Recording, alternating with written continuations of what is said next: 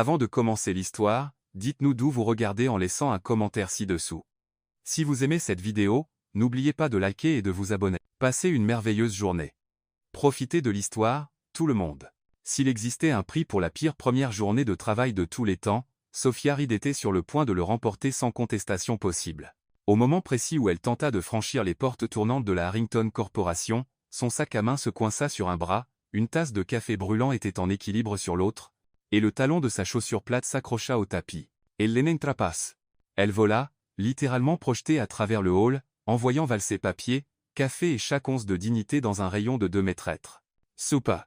On commence avec style, marmonna-t-elle en ramassant les papiers du sol, essayant d'ignorer les regards des agents de sécurité et le sourire moqueur de la réceptionniste senior, qui observait la scène comme si elle assistait à un spectacle comique. Sophia finit par s'asseoir au bureau voisin où la chaise émettait des grincements suspects et son badge d'accès ne fonctionnait pas correctement. Elle prit une profonde inspiration, ajusta ses lunettes et tenta de paraître professionnelle, même si elle ressemblait encore à un personnage de comédie qui s'était trompé de plateau. C'est alors que le silence du hall fut brisé de manière inhabituelle. Un homme bien habillé, aux cheveux soigneusement peignés et aux vêtements impeccables, s'approcha du comptoir d'accueil. Il y avait quelque chose de différent chez lui. Au lieu de parler, il commença à bouger les mains en gestes fluides et précis. La réceptionniste à côté d'elle, la même qui avait ri de l'incident des portes tournantes, haussa un sourcil, ricana et dit à voix haute. « Monsieur, je ne comprends pas ce que vous faites. Ceci est un comptoir d'accueil, pas un spectacle de mime de rue. » L'homme s'arrêta.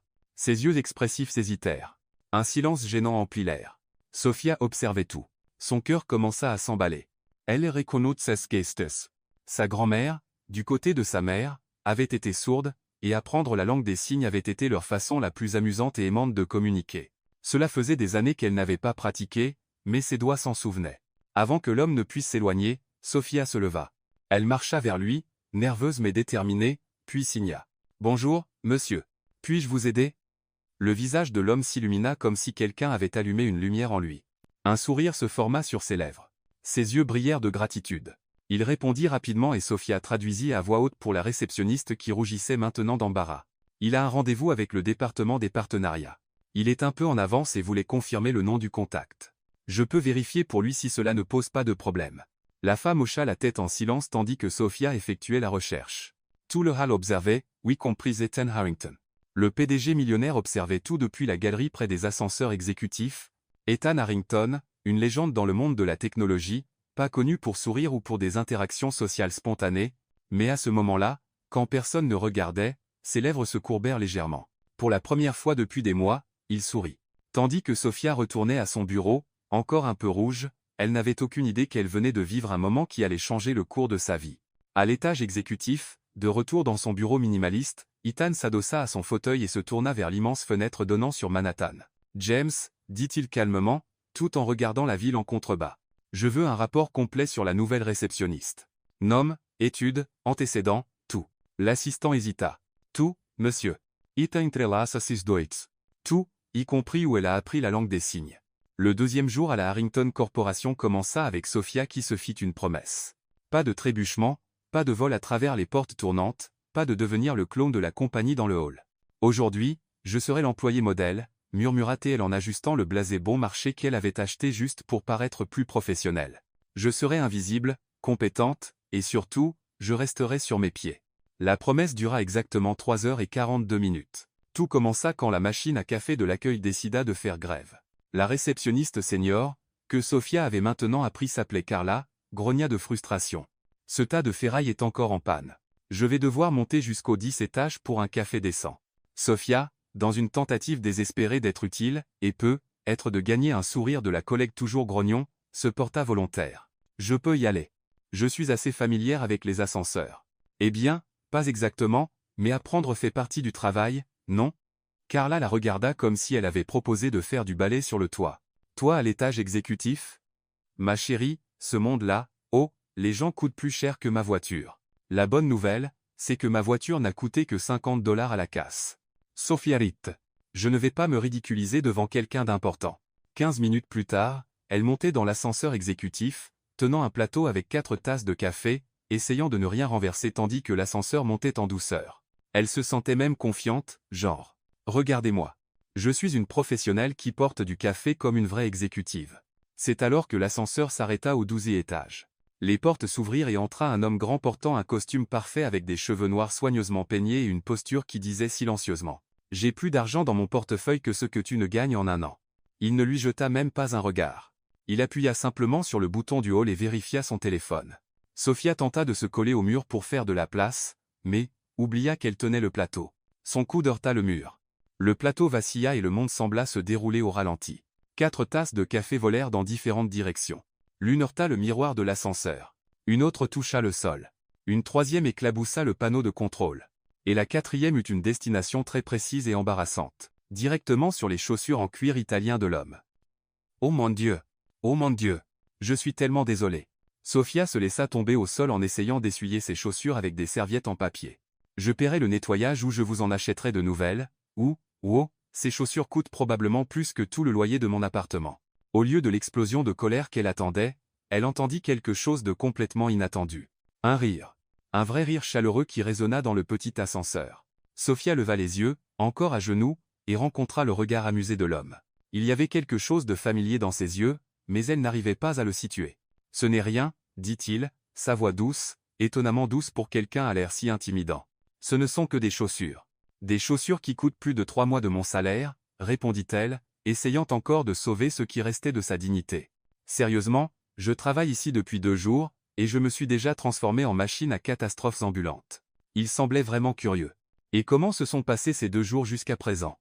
Eh bien, Sophia se leva enfin, essuyant ses mains sur son blasé. « Le premier jour, j'ai volé à travers la porte tournante comme un oiseau ivre. Aujourd'hui, j'ai transformé un ascenseur en café post-apocalyptique. Demain, je mettrai probablement le feu à quelque chose par accident. » Son rire s'amplifia. « Je suis la nouvelle réceptionniste, aussi la nouvelle comédie du rez-de-chaussée, Sophia Reed, experte en catastrophes et situations gênantes. » Elle tendit la main, encore un peu collante de café.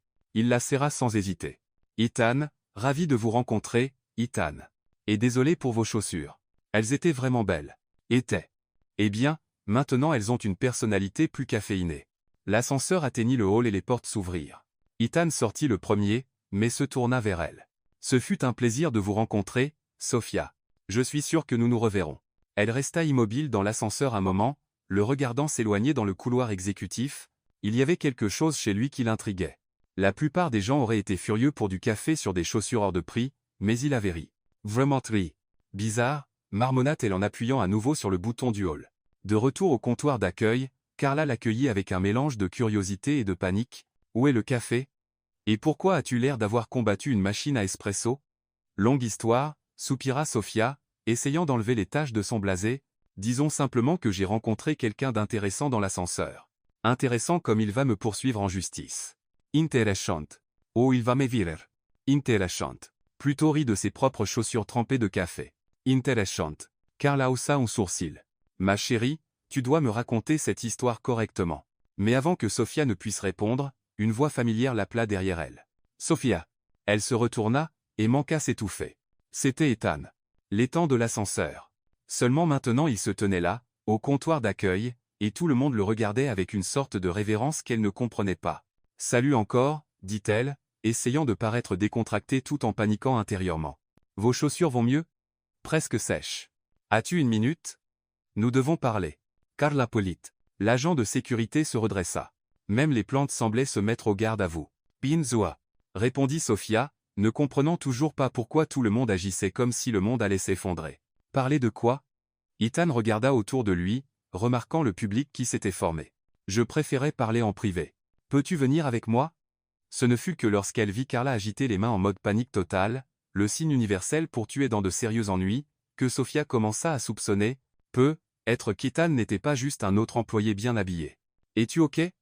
demanda-t-elle en le suivant vers les ascenseurs. « Je vais bien, » répondit-il en appuyant sur le bouton de l'ascenseur exécutif. « En fait, je vais mieux que prévu. » Les portes s'ouvrirent et ils entrèrent. Sophia remarqua que cette fois il appuyait sur le bouton du dernier étage, un étage dont elle ignorait même l'existence. « Ethan, » dit-elle lentement, « dans quel département travailles-tu à nouveau ?» Il se tourna vers elle avec ce sourire mystérieux qu'elle commençait à reconnaître. « Disons simplement que je travaille dans le département des décisions importantes. » Et tandis que l'ascenseur montait, Sophia eut le sentiment clair que sa vie était sur le point de prendre un tournant complètement inattendu. Le bureau au dernier étage de la Harrington Corporation était de la taille de tout l'appartement de Sophia. D'immenses fenêtres offraient une vue panoramique sur Manhattan, et la décoration minimaliste criait pratiquement « Quelqu'un de très important et très riche travaille ici ». Ethan marcha jusqu'à un bureau en acajou et s'assit, lui faisant signe de s'asseoir sur une chaise. « Veuillez vous asseoir. » Sophia s'assit mais ne put s'empêcher de commenter. « Waouh! Ce bureau est plus grand que ma ville natale. Vous devez être comme le patron de tous les patrons, hein? Quelque chose comme ça. » Répondit-il avec un sourire discret. « Soupa. Donc, j'ai renversé du café sur les chaussures du type qui peut me virer d'un claquement de doigts. » Elle mit une main sur son front. « Ma mère a toujours dit que j'avais un don pour m'attirer des ennuis, mais ça, c'est niveau olympique. » Ethan rit à nouveau, un son que Sophia commençait à apprécier entendre. « Ethan Dasvo. Vous n'êtes pas dans les ennuis. En fait, je veux vous faire une offre. » « Une offre ?» Ses yeux s'écarquillèrent. « Comme une offre d'emploi ou comme prend cet argent et disparaît ? » Définitivement la première. « Oh, Dieu merci !» Pendant une seconde, j'ai cru marcher dans une de ces farces télévisées. Vous savez, caméra cachée, tout le monde rit de la réceptionniste qui ne sait même pas franchir une porte correctement. Ethan se pencha en avant, son visage devenant plus sérieux. « Sophia, j'ai vu ce que vous avez fait hier avec le visiteur sourd. » Oh. Elle les rougit. « C'était juste naturel. Ma grand-mère me l'a appris quand j'étais petite. »« Exactement. Natural. » répéta-t-il avec sens. Pas de malaise, pas d'en faire toute une histoire. Vous avez juste eu une conversation. Eh bien, c'est ce qu'est la langue des signes. C'est une façon de parler. La plupart des gens ne le voient pas comme ça. Ils le voient comme compliqué, différent, difficile. Sophia fronça les sourcils. Clairement, ces gens n'ont jamais rencontré ma grand-mère, Violet. Elle était sourde et avait la personnalité la plus forte de toute la famille. Si elle voulait quelque chose, elle l'obtenait. Langue des signes ou pas. Ethan sourit avec une admiration sincère. C'est exactement le genre d'attitude dont j'ai besoin pour un projet spécial. Projet spécial ? Ça sonne comme un code pour mission impossible.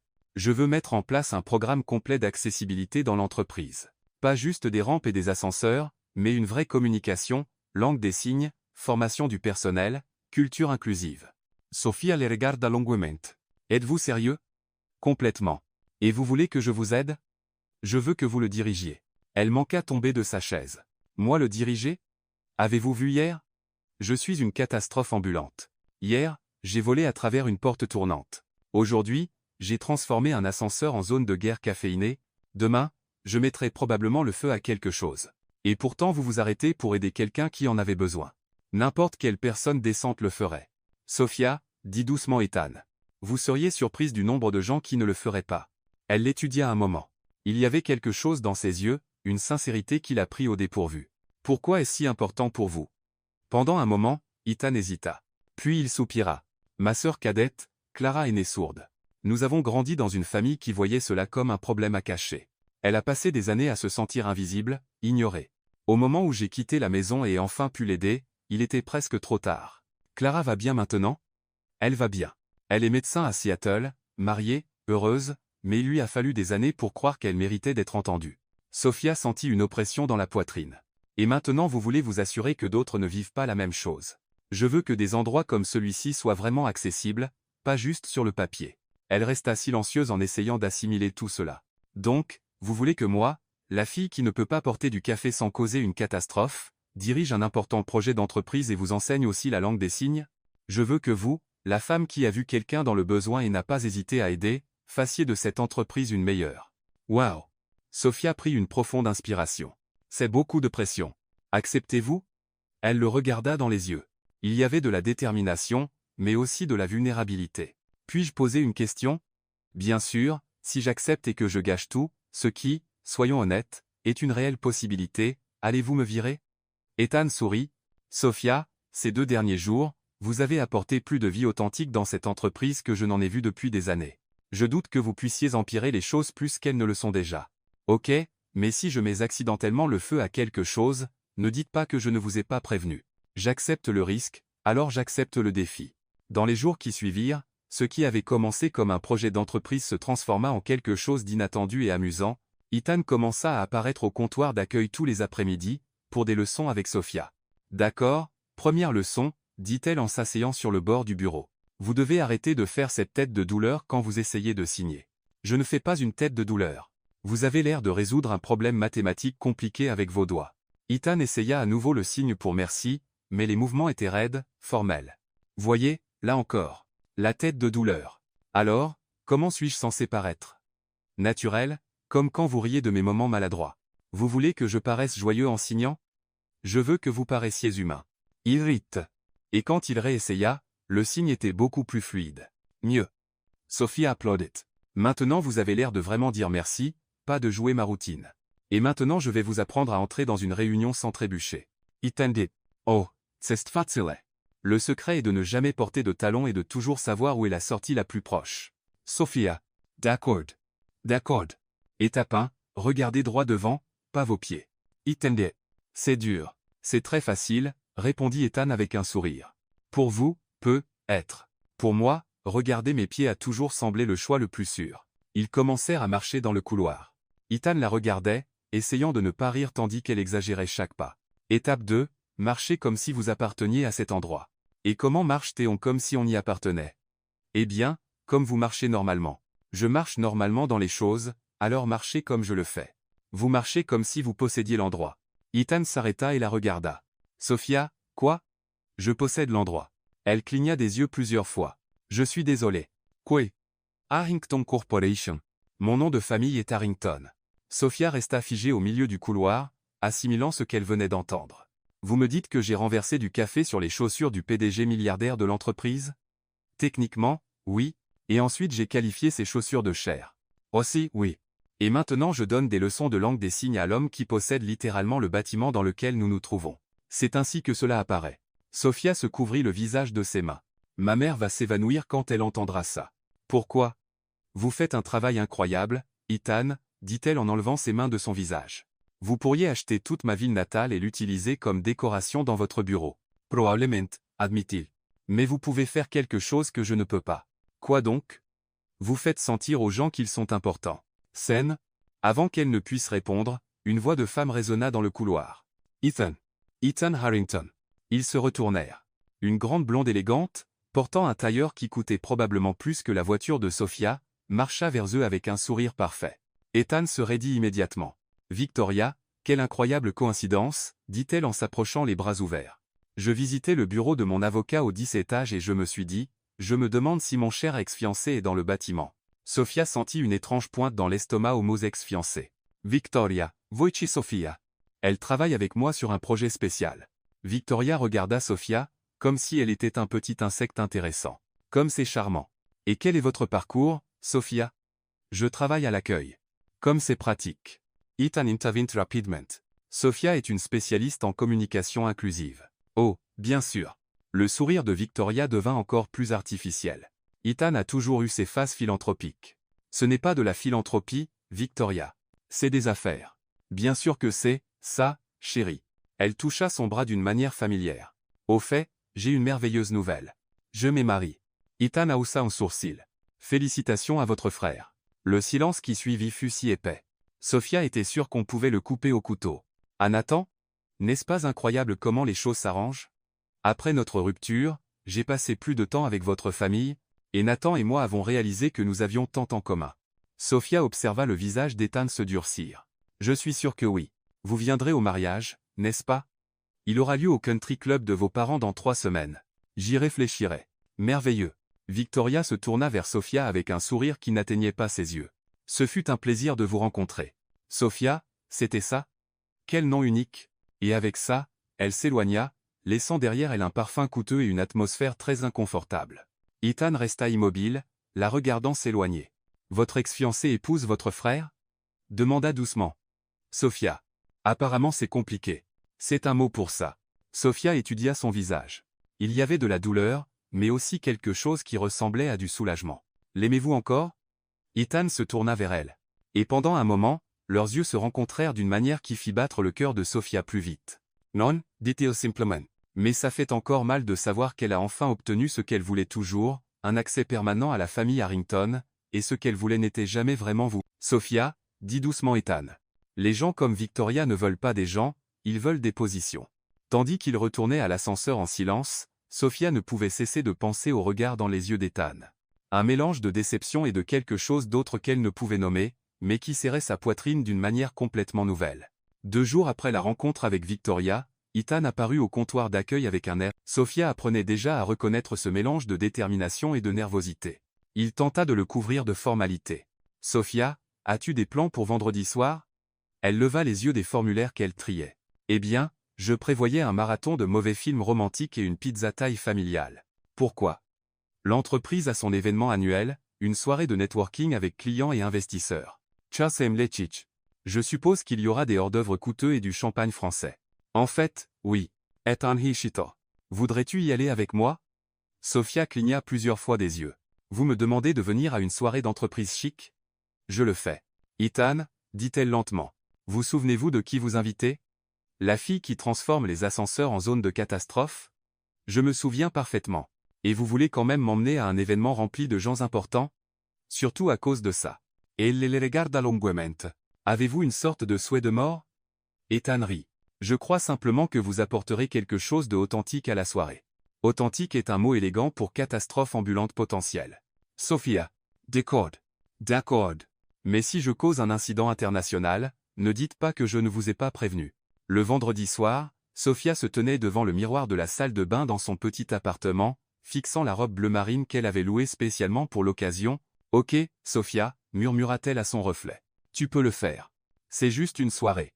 Les gens normaux vont à des soirées tout le temps sans causer de catastrophe. » Elle enfila les talons hauts qu'elle avait empruntés à sa voisine et se sentit immédiatement comme si elle marchait sur des échasses. « Ça va mal finir, soupira-t-elle en échangeant les talons contre la paire de baskets la plus propre qu'elle possédait. Mieux vaut paraître détendue que me casser le cou. La robe était parfaite quand elle quitta la maison. Le problème commença quand elle tenta de sortir du taxi avec Grace, le tissu se coinça dans la porte. Elle tira trop fort et une déchirure de 15 cm s'ouvrit sur le côté de la robe. Parfait, marmonna-t-elle en nouant un sweat autour de sa taille pour couvrir les dégâts. Maintenant j'ai l'air de quelqu'un qui s'est perdu en allant à la gym. Ethan l'attendait à l'entrée de l'hôtel, impeccable dans un smoking noir. Quand il la vit approcher en basket et sweat noué à la taille, son expression passa par plusieurs émotions avant de s'arrêter sur l'amusement. « Laisse-moi deviner, dit-il, il y a eu un incident. La robe a décidé qu'elle ne voulait pas aller à la soirée, expliqua-t-elle. Apparemment, elle avait d'autres plans. Vous êtes ravissante, Ethan. Je porte des baskets à un événement cravate noire, et vous êtes parfait juste comme ça. » Avant qu'elle ne puisse argumenter, il lui offrit son bras. « Allons-y. J'aimerais vous présenter à quelques personnes. » La salle de bal était remplie d'invités bien habillés, de conversations discrètes, et du genre d'atmosphère sophistiquée qui faisait sentir à Sophia qu'elle s'était trompée de lieu. « Détendez-vous, murmura Ethan à son oreille. Ils ne mordent pas. Êtes-vous sûr? Cette femme-là, a l'air de me jauger pour le dîner. » 5 minutes plus tard, la première catastrophe arriva. Un homme asiatique d'âge moyen s'approcha et Sophia, nerveuse et essayant d'être utile, demanda. « Excusez-moi, êtes-vous le DJ? Parce que j'espérais que quelqu'un pourrait passer quelque chose d'un peu plus animé. Cette musique est un peu funèbre. » Ethan manqua s'étouffer avec son champagne. « Sophia, dit-il une fois qu'il put parler à nouveau. C'est Hiroshi Tanaka, notre principal investisseur japonais. » Le visage de Sophia prit la même teinte que le vin qu'elle servait. « Oh non, monsieur Tanaka, je suis tellement désolé.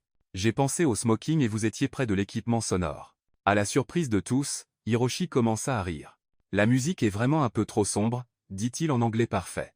Peut-être devriez-vous donner quelques suggestions au vrai DJ. » La deuxième catastrophe arriva 10 minutes plus tard quand Sophia décida d'essayer les hors-d'œuvre chics. « C'est quoi cette chose ?» demanda-t-elle en tenant quelque chose qui ressemblait à un petit croissant fourré. « Canne de crevettes avec sauce mangue, expliqua Ethan. « Oh, ya les crevettes. » Elle prit une grande bouchée et commença immédiatement à tousser et tousser et tousser encore. « De l'eau » parvint-elle à dire entre les toux. « S'il vous plaît. » Ethan se précipita pour aller chercher de l'eau, mais pas avant que la moitié de la salle de bal ne se retourne pour voir Sophia, avoir ce qui ressemblait à une réaction allergique au canapé. « Respire, se dit-elle. Souviens-toi comment respirer. » La troisième et plus spectaculaire catastrophe arriva juste quand elle arrêta de tousser et se tourna rapidement pour remercier Ethan pour l'eau. Le mouvement soudain la fit heurter une femme élégante qui passait avec un verre de champagne. Le liquide doré vola en un arc parfait et atterrit directement sur la robe en soie crème de la femme. Sophia se figea d'horreur en réalisant qui était la victime. La mère d'Ethan. « Oh non, murmura-t-elle. Madame Harrington, je suis tellement désolée. Je paierai le nettoyage ou je vous achèterai une nouvelle robe. » Où Margaret Harrington regarda sa robe trempée, puis Sophia, puis son fils qui était arrivé avec des serviettes. Pendant un moment, il y eut un silence total. Puis, à la surprise de tous, Margaret commença à rire. « Vous savez quoi, dit-elle. Cette robe m'ennuyait toute la soirée. Trop serrée. Maintenant, j'ai l'excuse parfaite pour rentrer et mettre quelque chose de confortable. Ethan regarda sa mère comme si elle avait poussé une deuxième tête. Maman, êtes-vous sûre que vous allez bien? Je vais parfaitement bien, chérie, et votre amie a une visée remarquable. Sophia était encore sous le choc quand Margaret se pencha et murmura. Entre nous, ma chérie, cette soirée était plus ennuyeuse qu'un documentaire sur les impôts. Vous avez apporté un peu de vie à la soirée. Tandis que Margaret s'éloignait vers la sortie, riant et saluant les gens sur son chemin, Ethan se tourna vers Sophia. Vous venez de réussir quelque chose que je pensais impossible. Quoi? Ruiner la robe de votre mère? Vous l'avez fait rire. Vraiment try. Je ne l'ai pas vu faire ça depuis des années. Sophia les regarda. Vous n'êtes pas en colère? Ethan sourit. Sophia, vous avez transformé la soirée d'entreprise la plus ennuyeuse de l'année en la plus amusante que cet hôtel ait jamais vue.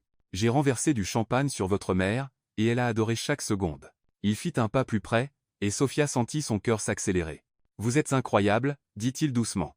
Absolument authentiquement incroyable.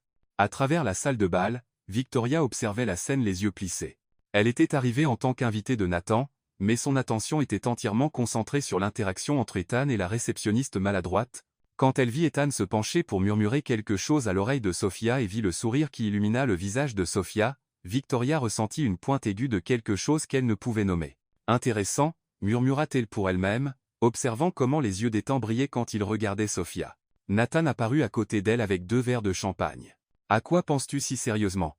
À quel point il est fascinant quand les gens montrent leur vraie couleur, répondit-elle sans détourner les yeux d'Ethan et Sophia. Vous parlez de mon frère, entre autres. Victoria continua d'observer, une idée commençant à prendre forme dans son esprit, une idée qui pourrait résoudre 2 problèmes à la fois, s'assurer que rien ne gêne son mariage avec Nathan, et éliminer toute distraction qui pourrait compliquer son intégration finale dans la famille Harrington. Le lendemain matin, tandis que Sophia assimilait encore tout ce qui s'était passé la veille et se demandait si elle avait vraiment vu ce regard spécial dans les yeux d'Ethan, Victoria était déjà au téléphone avec Laura Bennett, la directrice des ressources humaines de la Harrington Corporation. Laura. C'est Victoria Lawson. Je dois vous parler d'une situation délicate qui pourrait affecter la réputation de l'entreprise. Bien sûr, Victoria, de quoi s'agit-il? C'est à propos de la nouvelle réceptionniste, Sophia. Quelque chose. J'ai entendu des commentaires préoccupants sur les méthodes qu'elle utilise pour attirer l'attention d'Ethan. Il y eut une pause à l'autre bout de la ligne. Quel genre de commentaires? Eh bien, dit Victoria en choisissant soigneusement ses mots, il semble qu'elle utilise sa position pour se rapprocher de lui de manière inappropriée, essayant de le séduire pour un gain personnel. Vous savez à quel point ces situations peuvent être nuisibles pour l'entreprise si elles deviennent publiques. Je comprends votre préoccupation. Je vais enquêter. Merci, Laura. Nous voulons tous simplement protéger l'intégrité de la Harrington Corporation. Victoria raccrocha avec un sourire satisfait. Parfois, les problèmes pouvaient être résolus avec une simple conversation stratégique. Le lundi arriva avec Sophia encore souriante des événements de la soirée. Pour la première fois depuis qu'elle avait commencé à travailler à la Harrington Corporation, elle se sentait à sa place. Ethan lui avait envoyé un message le dimanche disant qu'il voulait continuer à travailler sur le projet d'accessibilité, et elle était excitée de le revoir. Ce sentiment dura exactement jusqu'à 9h47. Sophia Reed. Elle leva les yeux et vit une femme bien habillée d'une 50aine d'années tenant un presse-papier et portant une expression qui ne promettait pas de bonnes nouvelles. C'est moi. Laura Bennett, Resources Humans. Je dois vous parler maintenant. Carla, la réceptionniste senior, fit une grimace qui signifiait clairement « Tu es dans les ennuis ». Bien sûr, dit Sophia en essayant de paraître décontractée. Y a-t-il un problème avec mes papiers d'embauche? Pas exactement. La salle de réunion RH était petite, sans fenêtre, et avait cette odeur indubitable de problèmes imminents. Laura s'assit en face de la table avec un dossier qui semblait contenir tout le casier judiciaire de Sophia. Sophia, nous avons reçu des préoccupations concernant votre comportement professionnel. Mon comportement? Sophia cligna les yeux, confuse. Je sais que j'apprends encore, mais j'ai vraiment fait de mon mieux. Spécifiquement, vos interactions avec le PDG de l'entreprise. L'estomac de Sophia Kuta. Avec Ethan? Monsieur Harrington? Corrigea froidement Laura. Il y a des allégations selon lesquelles vous utilisez votre position pour vous rapprocher de lui de manière inappropriée. Inappropriée? La voix de Sophia monta d'une octave. De quoi parlez-vous, Sophia? Je vais être direct. Nous avons reçu des rapports selon lesquels vous essayez de séduire le PDG pour obtenir des promotions et des avantages. Pendant un moment, Sophia fut sans voix. Puis elle commença à rire. Pas parce que c'était drôle, mais parce que c'était si absurde. Me séduire? Avez-vous vu? Je suis la personne qui a volé à travers la porte tournante le premier jour. Ma seule compétence en séduction est de créer des accidents gênants.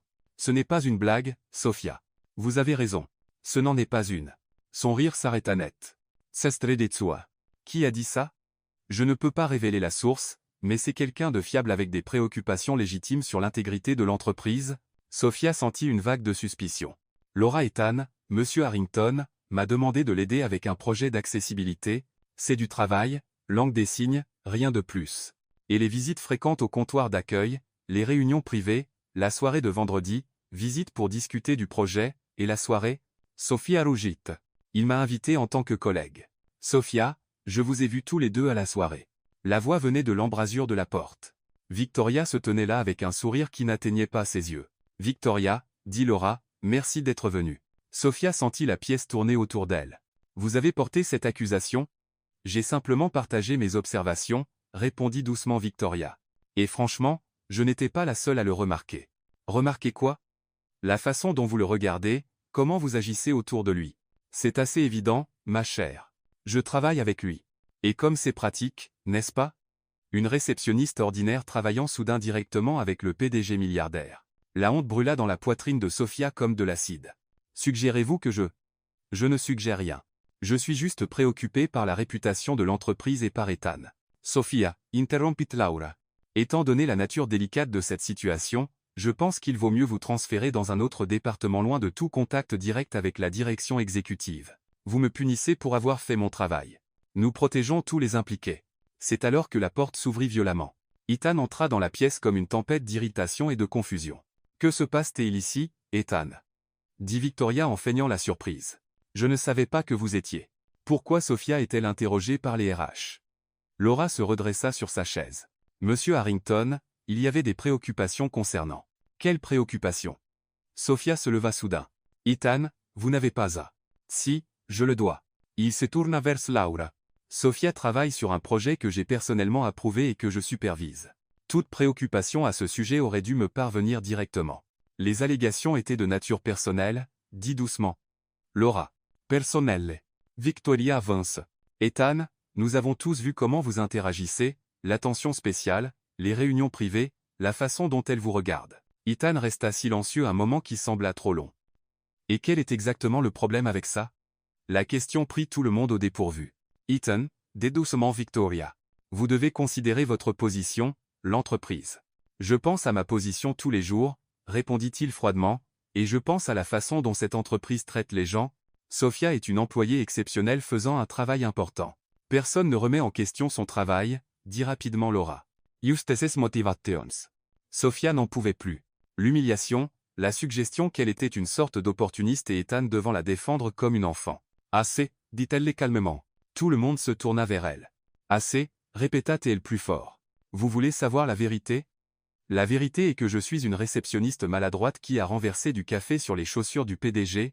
La vérité est qu'il a été assez gentil pour ne pas me virer et m'a même donné une chance de travailler sur quelque chose d'important. Et les regarda directement Victoria. Et si vous pensez que j'ai un plan maître pour séduire quelqu'un, vous ne me connaissez clairement pas. Mon seul talent est de causer des accidents embarrassants. Ethan fit un pas vers elle. Sofia, non.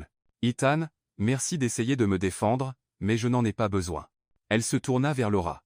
Gardez votre transfert. Je démissionne. Le silence dans la pièce fut assourdissant. Sofia. Ça n'a pas à se passer comme ça, dit Ethan. Et il y avait quelque chose dans sa voix qu'elle n'avait jamais entendu avant. Si, ça doit, elle ramassa son sac. Je n'appartiens pas à ce monde. Tout le monde le sait, y compris moi. Ce n'est pas vrai, Ethan, dit-elle doucement, merci pour tout. Vraiment? Mais certaines choses ne sont simplement pas destinées à certaines personnes. Et elle quitta la pièce avant que quiconque ne puisse dire un mot de plus. Ethan resta là à fixer la porte qu'elle venait de franchir. Eh bien, dit Victoria en brisant le silence. Au moins maintenant il n'y a plus de complications. Ethan se tourna vers elle avec une expression qui fit reculer Victoria d'un pas. Victoria, Victoria, si vous pensez que vous avez rendu service à quelqu'un, vous vous trompez lourdement. Et il sortit, laissant Laura et Victoria seules avec le poids de ce qui venait de se passer. Sofia était en bas dans le hall en train de ramasser ses affaires du comptoir d'accueil quand Carla s'approcha. « Ma chérie, es-tu sûre de ça ?»« Je le suis, » répondit Sofia en essayant de ne pas pleurer. « C'était amusant tant que ça a duré. Vas-tu aller bien ?»« Je le suis toujours. » C'est alors qu'elle entendit des pas s'approcher. Elle se tourna et vit Marcus, le visiteur sourd qu'elle avait aidé le premier jour. Il souriait et tenait une brochure colorée. Marcus, quelle surprise, signa Sophia. Il signa en retour. J'espérais vous trouver. Je voulais vous inviter à un événement que mon association organise ce week-end, un programme d'accessibilité d'entreprise. Seriez-vous intéressé? Sophia regarda la brochure, puis son visage plein d'espoir. Pourquoi pas? Elle n'avait rien à perdre. Vous savez ce quoi, Marcus? J'adorerais. Tandis qu'elle sortait par la porte tournante, cette fois sans trébucher, Sophia leva les yeux et vit Ethan debout dans la galerie du haut, la regardant partir avec une expression qui contenait frustration, confusion, et quelque chose qui la prenait encore à reconnaître, quelque chose qui ressemblait beaucoup à un cœur brisé. Le week-end arriva plus vite que Sophia ne l'avait prévu. Après 3 jours à la maison à regarder de mauvais films et à manger une quantité douteuse de glace, elle décida qu'il était temps d'arrêter de s'apitoyer sur son sort et de faire quelque chose de productif. Au moins j'ai un endroit où aller, murmura-t-elle en se préparant pour l'événement de l'association de Marcus. Et peut-être que je rencontrerai des gens normaux, qui ne pensent pas que je suis une sorte de comploteuse. Son amie Lena appela pendant qu'elle décidait entre 2 robes également simples. Sophia, comment vas-tu? J'ai entendu au bureau que tu as quitté l'entreprise. Lena travaillait au département marketing de la Harrington Corporation et avait été l'une des rares personnes gentilles avec Sophia dès le premier jour. Oh, Lena, disons simplement que j'ai appris que je ne suis pas exactement faite pour la vie d'entreprise. C'est absurde. Tu sais, tout le monde t'aimait, non? Même Carla à l'accueil dit qu'elle te regrette. Carla a dit ça? Eh bien, elle a dit que la remplaçante est moins amusante qu'un enterrement. De la part de Carla. C'est pratiquement une lettre d'amour. Sophia rit pour la première fois depuis des jours. Merci, elle. J'en avais besoin. Alors, qu'est-ce que tu vas faire maintenant? Pour l'instant, je vais à un événement d'accessibilité. Après ça, eh bien, je verrai. Tu vas allerbeen, sauf. Je le sais. L'événement de l'association se tenait dans un centre communautaire à Brooklyn. Sophia arriva portant une simple robe jaune et ses baskets les plus confortables. Elle avait officiellement abandonné l'idée de paraître sophistiquée. Marcus l'accueillit avec un sourire éclatant. Sophia, je suis si content que vous soyez venue. Merci pour l'invitation.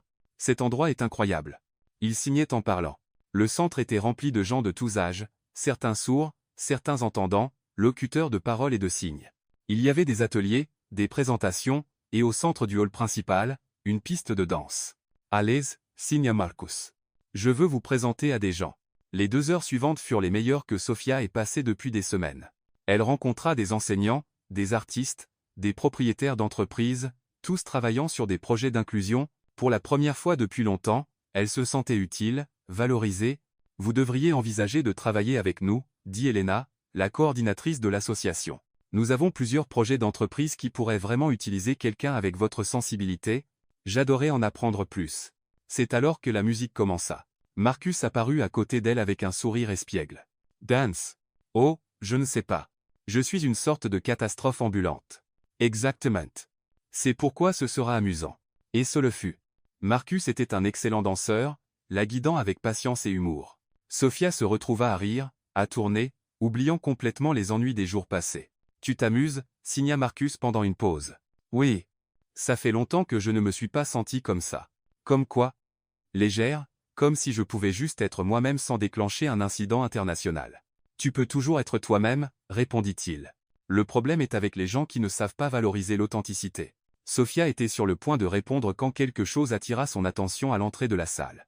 Ethan Harrington se tenait là en jean et chemise décontractée, paraissant complètement hors de place et complètement concentré sur elle. Son cœur se figea une seconde, puis s'emballa. « Excuse-moi » dit-elle à Marcus, mais quand elle se retourna, Ethan avait disparu. « Tout va bien » demanda Marcus. « J'ai cru voir quelqu'un que je connaissais. » Dehors du centre communautaire, Ethan s'appuya contre la voiture, essayant d'assimiler ce qu'il venait de voir. Sophia riant, dansant, paraissant vraiment heureuse avec un autre homme.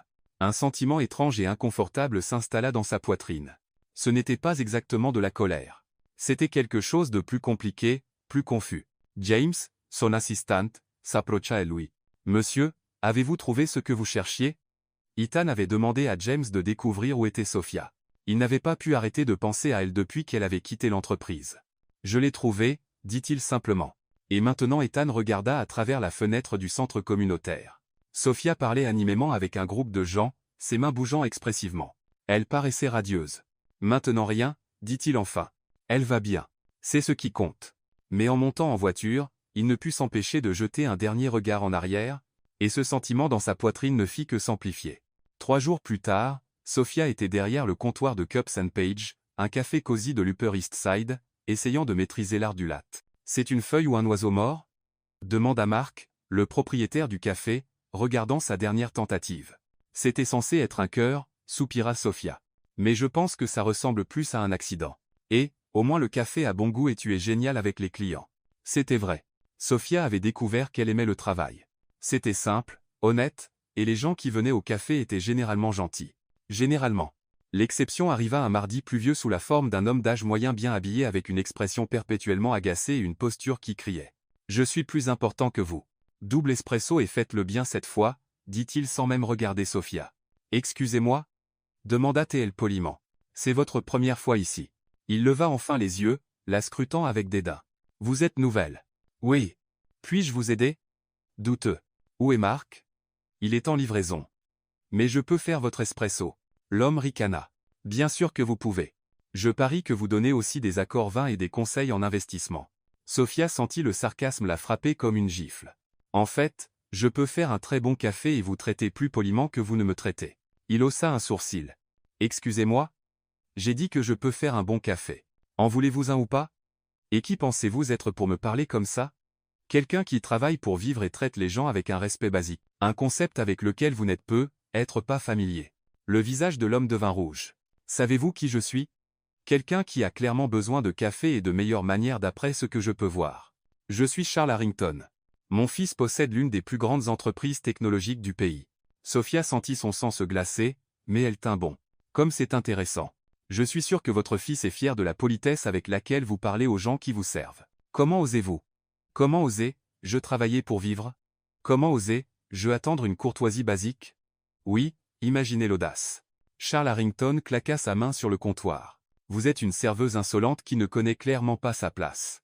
Et vous êtes un client grossier qui a clairement perdu ses manières en chemin vers la richesse. » Ils se regardèrent fixement pendant un moment tendu. « Vous pouvez être sûr que votre patron entendra parler de ça. » dit-il enfin, « Vous pouvez être sûr qu'il entendra mon côté aussi. » Charles sortit en trombe sans son café. Sophia resta derrière le comptoir, légèrement tremblante, pas de peur, mais de colère et d'adrénaline. « Eh bien, marmonna-t-elle pour elle-même, ça explique d'où Ethan tire son charme. » 3 heures plus tard, au bureau de la Harrington Corporation, James entra dans la pièce d'Ethan avec un air étrange sur le visage. « Monsieur, je dois vous dire quelque chose. »« Qu'est-ce que c'est ? » ?»« Je viens de déjeuner avec votre père. Nous sommes allés dans ce nouveau café près de son bureau. » Ethan leva les yeux de ses documents. « Et Sophia y travaillait. » Ethan se fit here. « Sophia. »« Oui, monsieur. »« Eh bien, votre père n'a pas exactement été gentil avec elle. » « Que s'est-il passé ?» James hésita. « Il a été grossier. Très grossier. L'a appelé. Eh bien, des choses que je préférais ne pas répéter. Mais elle n'est pas restée silencieuse. Elle s'est défendue. » Ethan ferma les yeux. « Et comment ça s'est terminé ? Avec votre père sortant en trombe et Sophia ayant l'air d'avoir fait 10 rondes avec un ouragan et gagné, Ethan ne savait pas s'il se sentait fier ou inquiet. Autre chose ?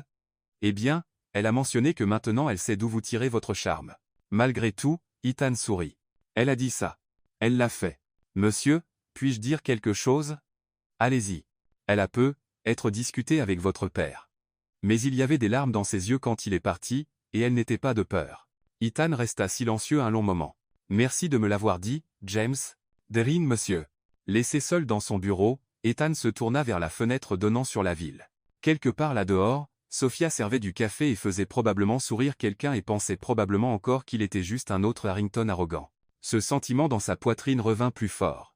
Cette fois Ethan Harrington était dans la salle de réunion exécutive essayant de se concentrer sur une présentation sur l'expansion internationale, mais tout ce à quoi il pouvait penser était l'expression blessée sur le visage de Sophia après la confrontation avec Charles Harrington. « Ethan, » dit son père pendant une pause, « fais-tu attention ? Cette acquisition européenne nécessitera ton engagement total. »« Ya face attention. » »« Bien, parce que je ne peux pas te voir distrait par des questions frivoles. » Quelque chose dans son ton fit lever les yeux à Ethan. « Questions frivoles. J'ai entendu que tu t'es intéressé à une employée, une ancienne réceptionniste. » Ethan sentit son sang bouillir. « Où as-tu entendu ça ? Je sais que c'est cette fille insolente du café qui a eu le culot de me manquer de respect. Tu as été grossier avec elle, Charles ricana. J'ai été direct. Il y a une différence. Tu as appelé une employée de café. » Ethan s'arrêta. « En fait, Je ne veux même pas répéter ce que James m'a dit. Elle le méritait. Les filles comme elles doivent connaître leur place. Ethan se le alentement. Les filles comme elle? Allons, Ethan. Une réceptionniste sans éducation, sans classe, sans pédigree. Que pourrais-tu vouloir avec quelqu'un comme ça? Être parce qu'elle est la personne la plus authentique que j'ai rencontrée depuis des années. Charles rit avec dédain. Authentique? C'est une opportuniste. Elles le sont toutes. Non, dit Ethan, sa voix dangereusement basse. Tu as tort, Ethan. Tu es trop intelligent pour tomber dans le piège de la fille douce et humble. Ce n'est pas un piège, et même si ça l'était, ça a marché parce qu'elle me fait sentir quoi? Spécial, Ethan. Tu es un milliardaire. N'importe quelle femme te ferait te sentir spécial. Ethan claqua sa main sur la table. Elle me fait me sentir humain. La pièce devint silencieuse. Elle me fait rire, continua Ethan, les mots jaillissant comme une confession. Elle me donne envie d'être meilleur. Elle me regarde et voit, juste Ethan. Pas le PDG, pas l'héritier, pas le compte en banque, juste moi. Charles le regarda comme s'il avait perdu la tête. Ethan, tu es amoureux d'une réceptionniste maladroite. Je le suis. Les mots sortirent avant qu'il ne puisse les arrêter. Et une fois prononcés, il réalisa qu'ils étaient complètement vrais. Je suis amoureux d'elle. Dit-il à nouveau plus fermement. Complètement, irrévocablement amoureux. Charles se leva, son visage rouge de colère. Sestre de Tsua. Tu confonds l'attraction physique avec. Je ne suis pas confus. Pour la première fois de ma vie, je sais exactement ce que je ressens. Ethan, pense à l'entreprise, à la famille, à ta position. Je dois penser à mon bonheur. Ton bonheur? Charles rit amèrement. Tu penses que les filles comme ça apportent le bonheur. Elles apportent des scandales, du chantage, des problèmes. Sophia n'est pas comme ça. Sophia.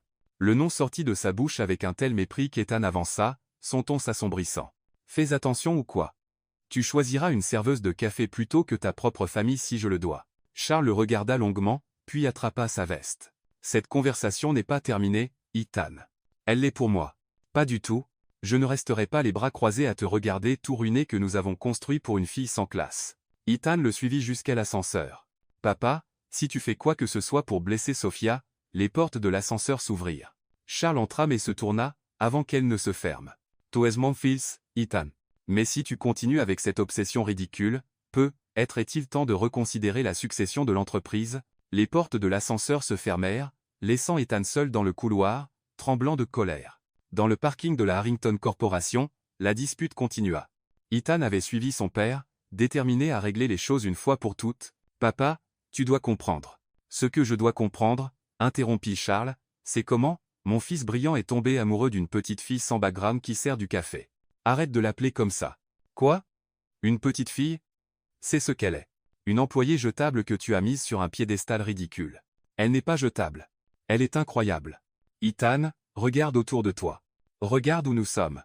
Cette entreprise, cet empire. Il exige une épouse qui corresponde à la position, pas une réceptionniste qui trébuche sur ses propres pieds. Si tu parles d'elle comme ça une fois de plus, que vas-tu faire? Tourner le dos à ton père? Pour une fille que tu connais depuis moins d'un mois, pour la femme que j'aime? La voix d'Ethan résonna dans le parking. Charles resta silencieux un moment, puis secoua la tête avec dédain. Tu ne sais pas ce qu'est l'amour, Ethan. Tu sais ce que ça fait d'être nouveau, et la nouveauté s'estompe. Pas cette fois. Ça s'estompera, et quand ça arrivera, tu me remercieras d'avoir essayé de te protéger. Charles monta en voiture et partit, laissant Ethan seul dans le parking, regardant les feux arrière disparaître. Ce qu'il ne savait pas, c'était que derrière une colonne de béton, Sophia avait assisté à toute la dispute. Elle était revenue au bâtiment pour récupérer un stylo spécial qu'elle avait oublié au comptoir d'accueil, un cadeau de sa grand-mère Violet qu'elle utilisait pour signer des documents importants. Carla avait appelé pour dire que le stylo était encore là, et Sophia ne se sentait pas prête à commencer un nouveau chapitre sans lui. Mais quand elle atteignit le parking, elle entendit des voix élevées, et elle reconnut instantanément la voix d'Ethan. Cachée derrière la colonne, elle entendit chaque mot. Sa confession, sa colère, sa défense passionnée, et les mots cruels de son père, fille sans background, employé jetable. Les mots faisaient plus mal qu'elle ne l'avait attendu, pas parce qu'ils étaient complètement faux, mais parce qu'il y avait une part de vérité. Elle venait vraiment d'un monde différent. Elle n'avait vraiment pas le pédigré de l'élite sociale. Mais entendre Ethan la défendre si fortement, l'entendre admettre qu'il l'aimait, le cœur de Sophia se brisa en petits morceaux conflictuels. Il l'aimait. Mais cet amour lui coûtait sa relation avec sa famille. Elle s'éloigna discrètement sans récupérer le stylo, sans laisser Ethan savoir qu'elle avait été là. Elle erra dans les rues de Manhattan les larmes aux yeux.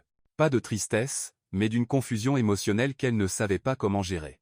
Le lendemain, Marcus apparut au café avec un sourire éclatant et une enveloppe officielle. « J'ai des nouvelles », signa-t-il en lui tendant les papiers. Sofia lut rapidement. C'était une offre formelle de l'association, un projet de 6 mois à Seattle, pour mettre en place des programmes d'accessibilité dans des entreprises technologiques. « C'est une opportunité incroyable », dit-elle à voix haute, traduisant en langue des signes aussi. « Et tu es parfaite pour ça », répondit Marcus. « Elena a été vraiment impressionnée par toi à l'événement. Elle veut que tu diriges tout le projet. » Sofia regarda les documents. C'était tout ce dont elle avait rêvé. Un travail significatif, l'indépendance, une chance de faire une différence. Et c'était de l'autre côté du pays, loin d'Ethan Harrington et de toutes les complications qu'il apportait. Quand dois-je leur donner une réponse? Ils veulent quelqu'un dans 2 semaines. Elle commencerait le mois prochain. Sofia ferma les yeux. Seattle, un nouveau départ. Loin des disputes de parking et des cœurs brisés. J'accepte, dit-elle en signant les papiers avant de pouvoir changer d'avis. Es-tu sûr? Demanda Marcus, remarquant l'hésitation dans ses yeux. Je le suis, mentit-elle. Il est temps d'avancer. Et en lui rendant les documents signés, Sofia essaya d'ignorer la voix dans sa tête, insistant qu'elle faisait une énorme erreur. Ethan Harrington avait géré des acquisitions de milliards de dollars, négocié avec des présidents, et dirigé des réunions avec des centaines d'exécutifs, mais il n'avait jamais été aussi nerveux qu'il l'était ce jeudi, attendant que Sofia arrive sur le toit de la Harrington Corporation. « Monsieur, dit James pour la 10e fois, êtes-vous sûr de ne pas vouloir que je reste prêt au cas où quelque chose tournerait mal? » Rien ne tournera mal, répondit Ethan en ajustant sa cravate pour la 5e fois. C'est juste un dîner. Qu'est-ce qui pourrait mal tourner? James regarda autour. Le toit était décoré de lumière douce, une table pour 2 avec une vue panoramique sur la ville, des bougies, des fleurs, tout cela à 50 étages de haut par une nuit venteuse. Rien du tout, monsieur. Absolument rien. Ethan avait passé toute la semaine à essayer de découvrir où vivait Sofia. Ce n'était pas difficile. Elle était encore dans le même petit appartement à Queens. La partie difficile était de la convaincre de venir. L'ascenseur sonna et Sofia sortit portant une simple robe bleu clair et une expression de pure suspicion. « Ethan, qu'est-ce que c'est? » « Un dîner, dit-il en essayant de paraître décontracté, sur le toit de votre entreprise, 50 étages plus haut avec une vue sur toute la ville. Vous n'aimez pas? » Sofia regarda autour les yeux écarquillés. « Ne pas aimer, Ethan. C'est trop beau. Ça ressemble à un plateau de cinéma. Bien, parce que vous méritez un plateau de cinéma. » Elle rougit. « Vous n'aviez pas à faire ça, surtout après, eh bien, après tout. C'est exactement pourquoi je le devais. » Ethan tira sa chaise et tout semblait aller parfaitement, jusqu'à ce qu'une forte rafale de vent balaie le toit. Toutes les bougies s'éteignirent d'un coup. Les serviettes volèrent comme des oiseaux blancs, et le vase de fleurs bascula dangereusement. « Oh là !» dit Sofia en essayant de retenir ses cheveux qui volaient dans toutes les directions. « Je pense que la ville essaie de nous dire quelque chose. Elle me dit que j'aurais dû vérifier la météo, » soupira Ethan en se précipitant pour sauver les bougies. C'est alors que le serveur arriva, portant un plateau d'amuse-bouche gastronomique et une expression clairement inconfortable. « Monsieur Harrington, dit-il d'une voix étouffée, j'ai peur de développer une réaction allergique à quelque chose ici. » Un éternuement si fort secoua tout son corps, manquant de renverser le plateau. « Allez-vous bien? » demanda Sofia, inquiète. « Oh oui, c'est juste at home. Les fleurs, je pense. »« Atchoum ?» Ethan regarda l'arrangement élaboré de lys qu'il avait commandé spécialement. « Vous êtes allergique au lit. » Apparemment, atchoum, on apprend quelque chose de nouveau tous les jours. Sofia essayait de ne pas rire. « Vous savez quoi? Nous pouvons dîner sans fleurs. » « Non, » dit Ethan avec détermination. « Ça va être parfait. » Il courut enlever l'arrangement, trébucha sur une rafale de vent, et parvint à renverser la moitié des décorations dans le processus. « Ethan, dites doucement Sofia. Détend des vos. C'est ok. » Ce n'est pas ok. C'était censé être romantique et spécial. Atchoum. Le serveur éternuait encore quand un pigeon décida soudain d'atterrir droit sur l'épaule de Sofia. Elle se figea, regardant l'oiseau avec un mélange de surprise et d'amusement. « Salut toi, dit-elle au pigeon. Étais-tu invité au dîner aussi? » Le pigeon inclina la tête comme s'il considérait la question. Ethan s'arrêta au milieu du chaos et regarda la scène. Sofia, avec un pigeon sur l'épaule, lui parlant comme s'il était juste un autre invité, tandis que le vent continuait de tout faire tourbillonner, et que le serveur continuait d'éternuer sans arrêt, et il commença à rire. Un rire profond, authentique qui grandit jusqu'à ce qu'il doive s'appuyer sur la table pour reprendre son souffle. « Qu'est-ce qui est si drôle? » demanda Sofia, encore figée à cause du pigeon. « Tout ça, dit-il entre les rires. Je voulais que ce soit parfait et ça se transforme en la catastrophe la plus ridicule de l'histoire des dîners romantiques. Et qu'est-ce qui ne va pas avec ça? » Ethan arrêta de rire et la regarda. « Vous n'êtes pas frustré. Pourquoi le serais-je? À cause du vent, du serveur allergique, de mon nouvel ami ici. Elle caressa doucement le pigeon qui semblait apprécier. Ethan, c'est bien plus amusant que n'importe quel dîner parfait n'aurait été. Le pigeon s'envola enfin et Sophia se leva, marchant vers où Ethan se tenait. Vous savez ce que j'ai appris en travaillant au café, quoi? Que les meilleurs moments sont les imparfaits. Les clients que je me souviens le plus sont ceux qui ont renversé du café sur eux-mêmes ou trébuché à la porte ou renversé du café sur les chaussures d'un PDG milliardaire. Ethan Saurit. Sophia, je dois vous dire quelque chose. Une rafale de vent particulièrement forte choisit exactement ce moment pour frapper le toit. Toute la table bascula, les assiettes glissèrent, et Ethan dut attraper Sophia pour l'empêcher de perdre l'équilibre. Ils restèrent là à se tenir, l'un l'autre au milieu du chaos, complet. « Qu'alliez-vous me dire » demanda-t-elle, elle doucement. Ethan la regarda dans les yeux, décidant que ça n'avait pas d'importance si le monde s'effondrait autour d'eux. « Mais je vous aime. » Le vent s'arrêta comme s'il avait entendu ces mots. « Je vous aime, Sophia Reed. J'aime comment vous transformez les catastrophes en aventures. J'aime comment vous faites sentir à tout le monde qu'il est important. J'aime comment vous me faites rire même quand tout va mal. » Sophia resta silencieuse un long moment. « Ethan, je sais que nous venons de mondes différents. Je sais que ma famille est compliquée. Je sais que nous ne semblons pas être le couple évident, mais elle l'interrompit avec un baiser. Il commença doucement, hésitant, comme si elle vérifiait si c'était réel. Puis il s'approfondit et Ethan sentit que le monde avait enfin trouvé sa place.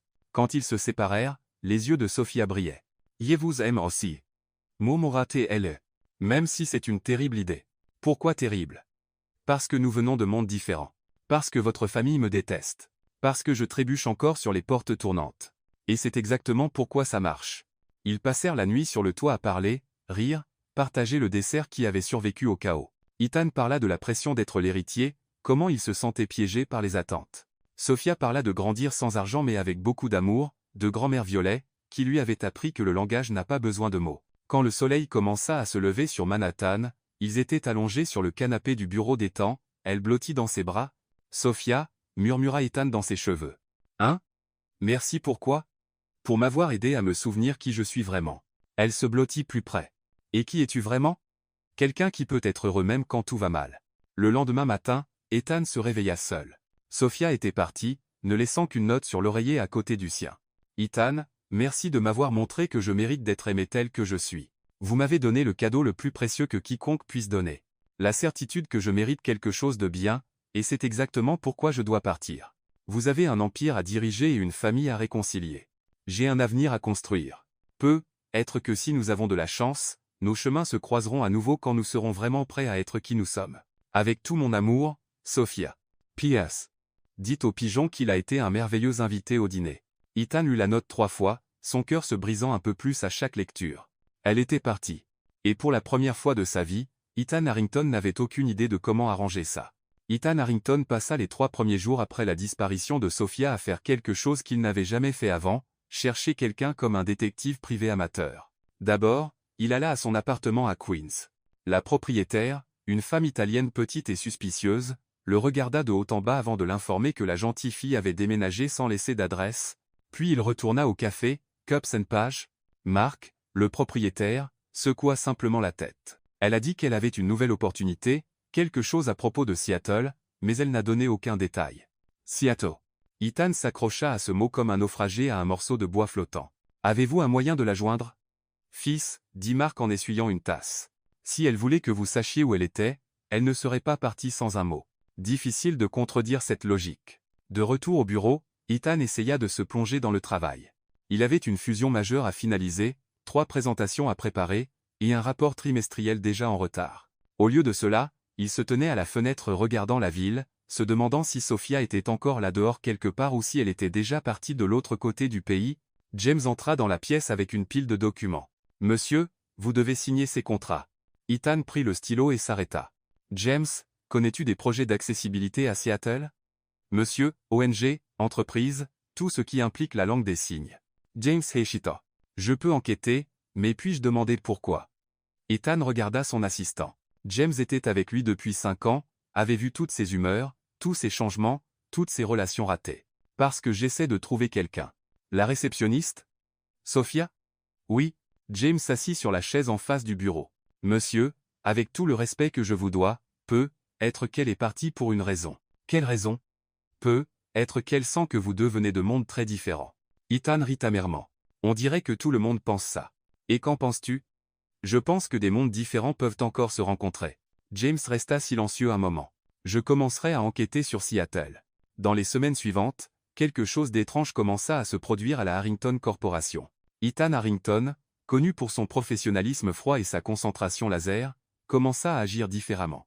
Lors d'une réunion sur les coupes budgétaires, quand le directeur financier suggéra de licencier le personnel de nettoyage de nuit, Ethan demanda « Ces gens ont-ils des familles ?»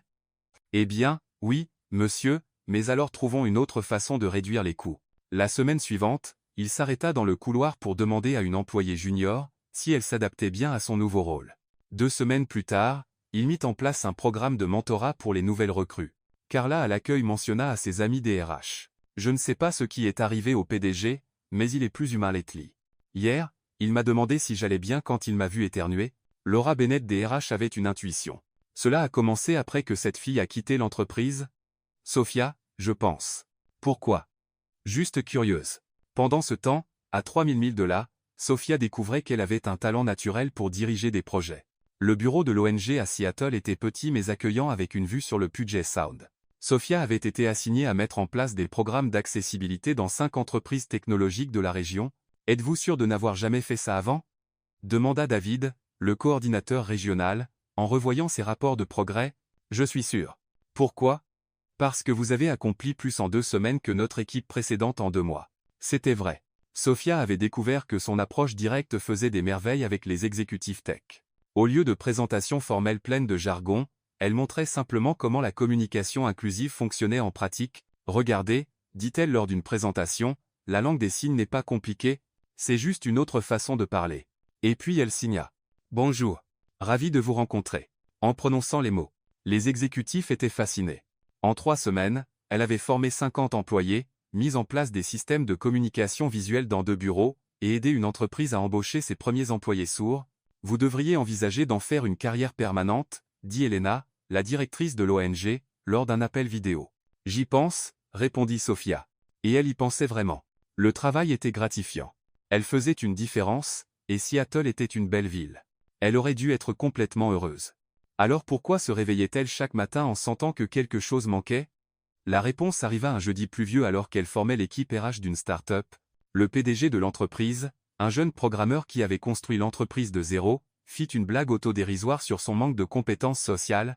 Sophia rit et pendant un moment elle s'attendit à entendre un rire familier faire écho au sien. Quand elle réalisa qu'elle était la seule à rire, sa poitrine se serra. Ethan. Il lui manquait la façon dont il riait de sa maladresse. La façon dont il la faisait se sentir comme si les catastrophes pouvaient être charmantes. La façon dont il la regardait comme si elle était la chose la plus fascinante au monde. Arrête, marmonna-t-elle pour elle-même.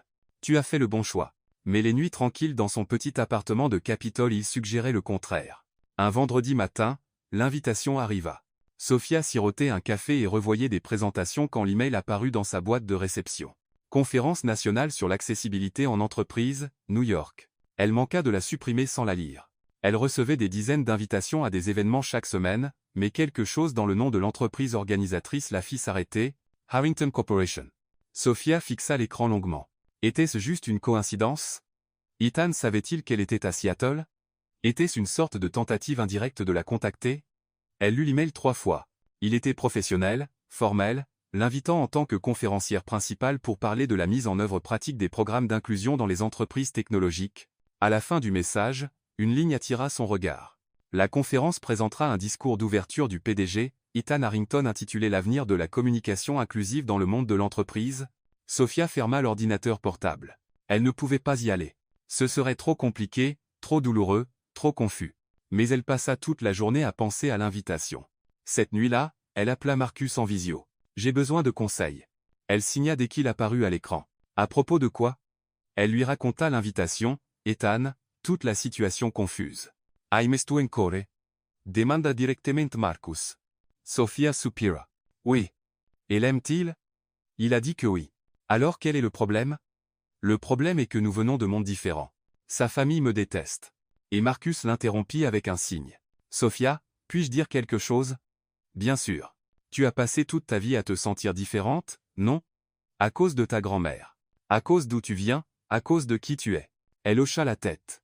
Et maintenant tu as trouvé quelqu'un qui t'aime exactement comme tu es. Mais tu t'enfuis parce qu'il est différent, lui aussi. Sofia resta silencieuse. Peut être, continua Marcus, que les gens différents sont exactement ce dont l'autre a besoin. Après l'appel, Sofia resta éveillée tard à regarder la pluie de Seattle et à penser aux mots de Marcus. Le lendemain matin, elle répondit à l'email. J'accepte l'invitation. Je serai à New York la semaine prochaine. Et en appuyant sur envoyer, elle sentit un mélange de peur et d'excitation qu'elle n'avait pas ressenti depuis la première fois qu'elle avait renversé du café sur les chaussures d'Ethan Harrington. Le vol de Seattle à New York fut le plus long de la vie de Sofia.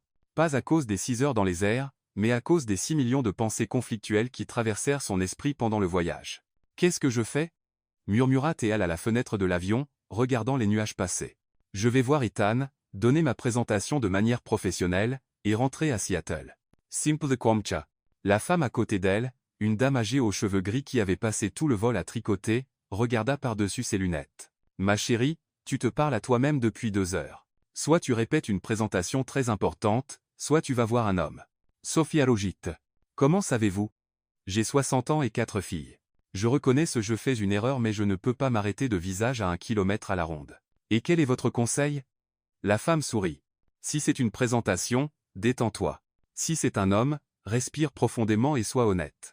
Et si c'est les deux, alors ma chérie, tu es dans les ennuis. » L'hôtel à Manhattan était bien trop élégant pour le budget de Sofia, mais les organisateurs de la conférence avaient insisté pour payer l'hébergement de tous les conférenciers principaux. Elle s'installa dans la petite mais confortable chambre, essayant de ne pas penser au fait qu'elle était à seulement quelques kilomètres d'Ethan. « Professionnelle » se dit-elle au miroir en ajustant le blazer bleu marine qu'elle avait acheté juste pour l'occasion. « Tu es une professionnelle respectée donnant une conférence sur l'accessibilité. Tu n'es pas une ancienne réceptionniste maladroite courant après un ex-patron milliardaire. » L'auditorium de la conférence était dans le centre de convention, un bâtiment moderne et impressionnant qui fit se sentir petite Sofia dès qu'elle entra. Il y avait des centaines de personnes, exécutifs, consultants, défenseurs, tous discutant en groupe sur l'inclusion en entreprise et les meilleures pratiques. Sofia vérifia le programme. Sa conférence était prévue pour 14 heures. Le discours d'ouverture d'Ethan était à 10 heures du matin. « Je peux l'éviter complètement, pensa-t-elle. J'arriverai après qu'il ait fini, je donnerai ma conférence, et je partirai avant que quoi que ce soit de gênant n'arrive. » Ce plan dura jusqu'à ce qu'elle entende une voix familière résonner dans le système sonore de l'auditorium. « Bonjour. Je m'appelle Ethan Harrington, et je veux vous parler de la façon dont une réceptionniste a complètement changé ma perspective sur la communication. » Sofia s'arrêta au milieu du couloir comme si elle avait été frappée à l'estomac. Elle ne put s'en empêcher. Elle entra discrètement à l'arrière de l'auditorium, se cachant derrière un groupe de personnes pour regarder. Ethan était sur scène aussi soigné que jamais, mais quelque chose en lui était différent. Il y avait une douceur qu'elle ne se souvenait pas avoir vue avant. « Il y a quelques mois, continua-t-il, j'ai été témoin de quelque chose qui a changé ma vie. Une employée de mon entreprise sans formation formelle, sans préparation, a aidé un visiteur sourd d'une manière si naturelle et compatissante que cela m'a fait réaliser à quel point j'étais déconnecté des gens qui comptent vraiment. » Sofia sentit son cœur battre plus vite. Cette jeune femme m'a appris que la communication ne concerne pas les mots. Elle concerne la connexion. Elle concerne vraiment voir les gens devant nous. C'est alors que Sofia remarqua. Dans le coin de la scène, une femme interprétait tout le discours d'Ethan en langue des signes. Elle se couvrit la bouche de la main, surprise. Elle m'a appris, continua Ethan, regardant maintenant directement l'interprète, que quand nous voulons vraiment communiquer avec quelqu'un, nous trouvons un moyen, et que la forme la plus puissante de communication est simplement se soucier. Le public était complètement silencieux, absorbant chaque mot. C'est pourquoi à partir d'aujourd'hui, toutes les conférences et événements de la Harrington Corporation incluront une interprétation en direct en langue des signes parce que la communication inclusive n'est pas une gentillesse, c'est une responsabilité. Des applaudissements éclatèrent dans toute la salle. L'interprète sourit et applaudit aussi, signant son approbation. « Je veux remercier, » dit Ethan tandis que les applaudissements se calmaient, « la jeune femme qui m'a appris à écouter avec mes yeux et à parler avec mon cœur. Où qu'elle soit, j'espère qu'elle sait qu'elle n'a pas juste changé une entreprise, elle a changé une vie. » C'est alors que leurs yeux se rencontrèrent. Ethan avait repéré Sofia à l'arrière de l'auditorium, et le regard sur son visage changea complètement. Surprise, joie, nervosité, tout mélangé d'une manière qu'elle pouvait lire, même de l'autre côté de la salle. Sofia sentit des larmes piquer ses yeux, pas de tristesse, mais de quelque chose de beaucoup plus compliqué, de la fierté peut-être ou de la reconnaissance ou la réalisation que ses actions avaient vraiment fait une différence. Ethan termina le discours, mais ses yeux restèrent fixés sur les siens pendant toute la session de questions-réponses. Quand cela se termina, Sofia essaya de s'éclipser par la sortie latérale, mais il fut plus rapide. Il la rattrapa dans le couloir, portant encore le micro-cravate clipsé à sa chemise. Sophia Ethan. Elle essaya de paraître décontractée, comme si tomber sur lui était la chose la plus normale du monde. Toi Benway? Tu m'as invité. J'espérais. Je n'étais pas sûr. Ils se tinrent là au milieu d'un couloir rempli de gens importants discutant de stratégie d'entreprise comme deux adolescents gênants. Ton discours était magnifique. Elle le dit enfin, c'était vrai. Chaque mot. Ethan. Sophia. Puis-je te parler en privé? Elle regarda autour. Les gens commençaient à les remarquer, surtout après le discours qui la décrivait essentiellement comme son inspiration. Je ne sais pas si c'est une bonne idée. S'il te plaît, 5 minutes. Ils trouvèrent une salle de conférence vide. Ethan ferma la porte et se tourna vers elle. Comment va Seattle? C'est génial. Le travail est gratifiant. La ville est belle. Les rien sont tranquilles. Tu sembles heureuse. Je le suis. Elle s'arrêta. J'essaie de l'être. Ethan fit un pas vers elle. Sophia, tu m'as manqué. Ethan. Ne fais pas ça. Tes histoires de catastrophes m'ont manqué. La façon dont tu fais sentir à tout le monde qu'il est spécial m'a manqué. Rire avec toi m'a manqué. Arrête. La façon dont tu m'as rappelé que le monde peut être bon m'a manqué. Sophia ferma les yeux. Ethan, tu ne peux pas faire ça. Quoi? Dire la vérité. Me demander de rester. Il sait tout. C'est ce que tu fais, n'est-ce pas? Continua-t-elle. Tout ce discours, toute cette conférence, c'était pour me faire revenir. En partie, oui. Et tu penses que c'est juste? Ethan sembla confus. Juste? J'ai une vie à Seattle. Y a un travail. J'aime des projets importants. Des gens qui comptent sur moi. Je sais. J'ai une mission, Ethan. Je fais une différence dans la vie de vraies personnes. J'essaie ça aussi. Sophia se tourna vers la fenêtre. Alors tu sais pourquoi je ne peux pas tout abandonner pour un homme. Même si c'est un homme que tu aimes. La question resta suspendue dans l'air entre eux. Même si c'est le cas, dit-elle enfin, surtout si c'est le cas. Je ne comprends pas. Sophia se tourna vers lui. Ethan, je t'aime plus que ça n'a de sens, plus que c'est pratique, plus que je ne devrais, mais je ne peux pas construire ma vie autour de quelqu'un d'autre, peu importe combien je l'aime. Je ne te demande pas de construire ta vie autour de moi. Tu ne le fais pas? Je nous demande de construire quelque chose ensemble. Sophia secoua la tête. Ton monde et le mien, ils sont juste trop différents. Ils l'étaient. Mais être qu'ils peuvent se rencontrer quelque part au milieu. Pendant un moment, elle vacilla. Le regard sur son visage était si plein d'espoir, si vulnérable. Sophia, dit-il doucement, je ne te demande pas d'abandonner qui tu es. Je nous demande d'être qui nous sommes ensemble. Elle resta silencieuse longtemps. Je dois y aller, dit-elle enfin. Ma conférence est dans 1 heure. Ethan hocha la tête, la déception claire dans ses yeux. Bien sûr, je ne veux pas gêner ton travail. Sophia marcha vers la porte, puis s'arrêta. Ethan, oui. Merci pour ce que tu as dit dans le discours, pour rendre l'entreprise plus inclusive, pour me voir. Merci de m'avoir appris à voir. Et avec ça, elle sortit de la pièce, laissant Ethan seul avec le poids des mots non dits et des possibilités inexplorées. 3 jours après la conférence, Sophia était de retour à Seattle, essayant de se concentrer sur une présentation sur la mise en place de systèmes de communication visuelle quand son téléphone sonna. Sophia, enfin. La voix excitée de Lena traversa la ligne. J'ai essayé de t'appeler 1000 fois. Salut, Lena. Désolé, j'ai été occupé avec le travail. C'est ok, mais je dois te parler. Seras-tu capable de venir à mon mariage samedi? Sophia cligna des yeux, confuse. Ton mariage? Lena? Tu ne sortais même pas avec quelqu'un quand j'ai quitté New York. C'est une longue histoire. J'ai rencontré Ryan il y a 2 mois dans un café. Ironique, non? Et nous avons décidé que la vie est trop courte pour attendre. Ce sera une petite cérémonie à Central Park. À Central Park? C'est faux. Je sais, mais Ryan est photographe freelance et a toujours rêvé de se marier en extérieur. Et je me suis dit, pourquoi pas? Sophia sourit malgré elle. Eh bien, si quelqu'un devait avoir un mariage spontané dans un parc, ce serait toi. Alors, tu viendras, s'il te plaît. Tu es l'une de mes amies les plus chères, et ce serait parfait de t'avoir là. Sophia Hishita. Retourner à New York sitôt après la conférence semblait compliqué. Je ne suis pas sûr. Elle travaille? Sophia Reed, vas-tu vraiment manquer le mariage de ton ami à cause du travail? De plus, ça va être amusant. Ryan a des amis fous. Il y aura de la musique, de la nourriture, et probablement quelques catastrophes hilarantes. Quand tu le dis comme ça, comment puis-je dire non? Super. Je t'enverrai les détails par email. Et sauf, porte quelque chose de confortable. C'est le genre de mariage où les invités pourraient finir par sauver le gâteau. Le samedi arriva avec l'un de ces jours d'automne parfaits à New York. Sophia portait une simple robe fleurie et des chaussures plates. Elle avait appris de l'expérience que les événements en extérieur et les talons ne se mélangeaient pas, surtout quand elle était impliquée. Central Park était magnifique avec des feuilles dorées tombant doucement et cette lumière douce qui faisait tout ressembler à un film romantique. Le site de la cérémonie était une petite zone herbeuse près du lac, décorée avec de simples arrangements floraux et des chaises pliantes clairement louées avec un budget serré. Sophia. Lena arriva en courant, rayonnante dans une robe de mariage vintage qui coûtait probablement moins qu'un dîner chic, mais la faisait ressembler à une princesse. « Tu es venue ? » ?»« Bien sûr que oui. Tu es magnifique, Lena. »« Merci. Et tu es arrivé juste à temps pour le chaos. » »« Quel chaos ?» Comme sur commande, un homme grand avec une barbe et un air paniqué se précipita. « Lena, nous avons un problème. Le ministre est coincé dans la circulation du pont de Brooklyn. »« C'est Ryan, » dit calmement Lena. « Ryan, voici Sophia. »« Sophia, mon fiancé paniqué. Ravi de vous rencontrer. Alors, à propos du ministre. Nous attendrons ou trouverons quelqu'un en ligne pour nous marier. » Ou improviser, haussa les épaules Lena. « Chérie, si j'ai réussi à planifier ce mariage en 3 semaines, je peux gérer un ministre en retard. » C'est alors qu'un bourdonnement fort résonna au-dessus d'eux. « C'est quoi ça ?» demanda Sophia en levant les yeux. « Oh, c'est mon cousin Josh avec le drone, » expliqua Ryan.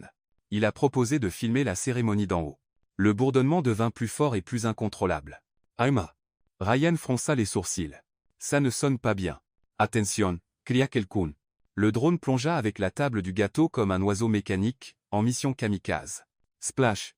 Le gâteau à 3 étages, clairement fait maison et avec amour, se transforma en explosion de crème fouettée, fraises et frustration. « Mon gâteau !» gémit Ryan. « Josh !» cria Lena à son cousin, qui essayait désespérément de contrôler le drone. « Désolé, les contrôles sont bloqués. » Le drone continuait de voler sauvagement maintenant avec du gâteau collé aux pales, répandant de la crème fouettée sur les invités comme des confettis comestibles. Sophia ne put s'en empêcher.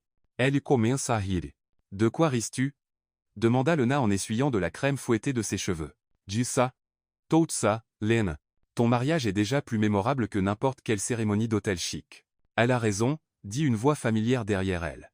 Sophia se tourna et manqua s'étouffer.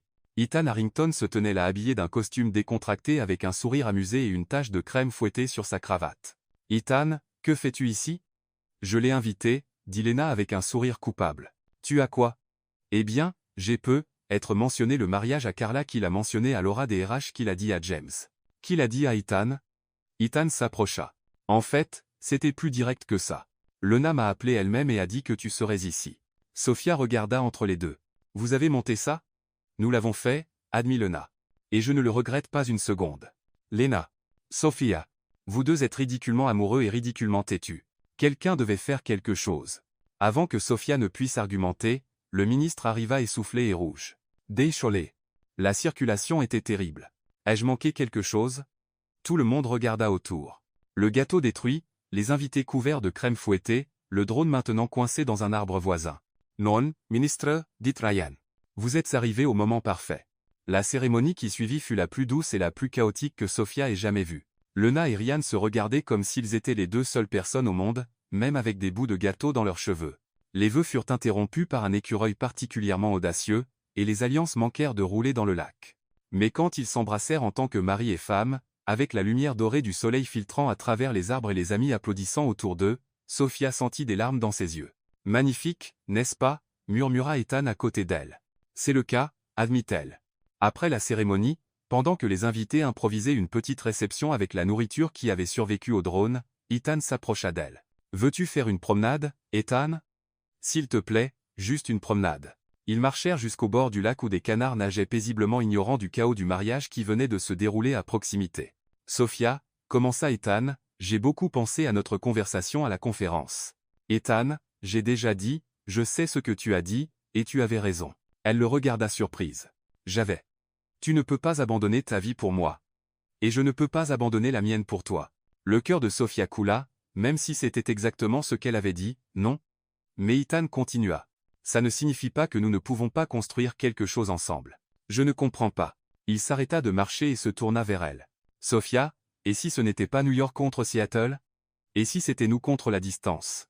Que veux-tu dire? La Harrington Corporation doit s'étendre à la côte ouest.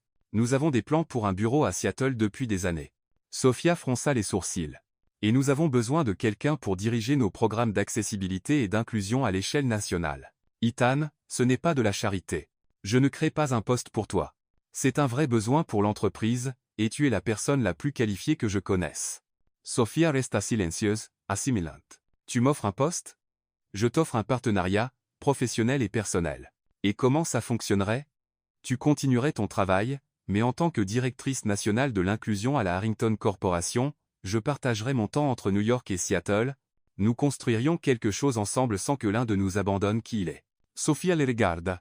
Tu ferais ça? Tu changerais ta vie comme ça? Sofia, tu as changé ma vie la seconde où tu as renversé du café sur mes chaussures. Je ne peux toujours pas croire que tu t'en souviennes avec tendresse. Je me souviens de tout, avec tendresse. Ethan s'approcha. Sofia Reed, tu me donnes envie d'être la meilleure version de moi-même. Tu m'as appris que le vrai pouvoir n'est pas de contrôler les gens. C'est de les élever. Tu m'as montré que l'amour n'est pas de posséder. C'est du partenariat. Il s'agenouilla. Quoi? Murmura-t-elle. Sofia, dit-il en sortant une petite boîte de sa poche. Me ferais-tu l'honneur de construire une vie ensemble? D'être ma partenaire en tout, de m'épouser? Sofia regarda la bague. Simple, élégante, parfaite. Et puis étant, agenouillée sur l'herbe à Central Park avec du gâteau de mariage encore sur sa cravate et de l'amour dans les yeux. Ethan Harrington, dit-elle, sa voix tremblante. Tu me demandes en mariage dans un parc public après le mariage le plus chaotique de l'histoire. Je le fais avec de la crème fouettée sur ton costume. Je le fais et en espérant que tu diras oui. Ethan sourit. J'espère que tu le feras. Sofia s'agenouilla aussi, pour qu'il soit œil dans l'œil. Aide-t-elle? Oui à tout. Au partenariat, à l'amour, à construire quelque chose d'incroyable ensemble. Et là, au bord du lac à Central Park, avec des canards comme témoins et les échos distants de rire, Ethan glissa la bague au doigt de Sofia et elle l'embrassa comme si c'était à la fois la première et la dernière fois. Quand ils se séparèrent, ils riaient et pleuraient en même temps. Je savais que tu dirais oui. Murmura Ethan contre son front. Comment le savais-tu? Parce que nous sommes le genre de personnes qui transforment les catastrophes en aventures. Et parce que tu es assez têtu pour monter des embuscades à des mariages, ça aussi? Et tandis que le soleil se couchait sur New York, peignant le ciel en or et rose, Sofia comprit enfin que parfois les meilleures histoires commencent par des accidents et finissent par des choix. Un an plus tard, par un matin ensoleillé de septembre, Sofia Reed Harrington se tenait devant le miroir de la chambre d'hôtel, ajustant son voile pour la 10e fois et essayant de ne pas penser à toutes les façons dont elle pourrait trébucher en marchant dans l'allée. « Respire, ma chérie », dit Violet, sa grand-mère, qui à 82 ans avait insisté pour voyager de l'Ohio à New York pour voir sa petite fille se marier. Tu es plus nerveuse maintenant que quand tu étais enfant en train d'apprendre à signer. C'est parce qu'à l'époque le pire que je pouvais faire était de renverser un verre d'eau. Répondit Sofia, parlant et signant en même temps, comme c'était devenu naturel pour elle. Maintenant je pourrais renverser tout un hôtel. Violet rit, sa voix se mêlant aux gestes expressifs que Sofia avait connus toute sa vie. Sofia Violet Reed, dit-elle en utilisant son nom complet comme elle le faisait quand elle voulait faire valoir un point. Tu as passé l'année dernière à diriger un institut qui a changé des centaines de vies. Tu as aidé des entreprises dans 12 États à devenir vraiment inclusives. Et tu as réussi à apprendre à un milliardaire têtu à signer couramment. Il fait encore cette tête de concentration quand il essaie de signer Supercalifragilisticexpialidocious, Sofia sourit. Parce que tu as insisté pour lui apprendre des mots impossibles. C'était un test de patience et il l'a passé. Un coup à la porte les interrompit. Lena apparut rayonnante dans son rôle de demoiselle d'honneur, tenant un bouquet. C'est l'heure. Mariée. Le jardin du Harrington Country Club avait été transformé en un espace magique, des chaises disposées en demi-cercle autour d'un autel floral simple et élégant, exactement comme Sofia l'avait demandé. Mais ce qui la fit sourire le plus, fut la présence de 2 interprètes en langue des signes placés soigneusement pour que tous les invités, sourds et entendants, puissent suivre chaque moment de la cérémonie. Prête? Demanda Nathan, le frère d'Ethan, qui s'était proposé pour la conduire à l'hôtel, quand il apprit que le père de Sofia était décédé des années auparavant. Prête? Mentit-elle en tenant son bras. La musique commença, une version instrumentale de Atlas qu'Ethan avait choisie, parce que, comme il l'avait dit, elle décrivait parfaitement ce qu'il ressentait à propos de la trouvaille. Sofia commença à marcher, et son attention alla immédiatement à Ethan, debout à l'hôtel avec un sourire qui pouvait illuminer tout Manhattan. À côté de lui était James, servant de témoin, et elle pouvait voir Marcus au premier rang, signant magnifique encore et encore avec un sourire éclatant. À côté de Marcus était une femme aux cheveux noirs que Sofia savait être Anna, sa nouvelle fiancée. Ils s'étaient rencontrés lors d'un projet d'art inclusif à Brooklyn. Mais ce fut quand elle vit Charles Harrington au 2e rang que Sofia manqua trébucher. Le père d'Ethan était là portant une expression qu'elle n'avait jamais vue avant. Pas exactement chaleureuse, mais respectueuse. Il fit un petit signe de tête quand leurs yeux se rencontrèrent. Et Sofia fut si surprise qu'elle manqua d'oublier de continuer à marcher. « Concentre-toi sur le marié » murmura Nathan. Il a l'air sur le point de s'évanouir de nerfs. C'était vrai. Ethan, habituellement si composé, était clairement ému, ses yeux brillants en la regardant approcher. Quand elle atteignit enfin l'hôtel, Nathan la remit à Ethan avec un murmure discret. « Prends bien soin d'elle.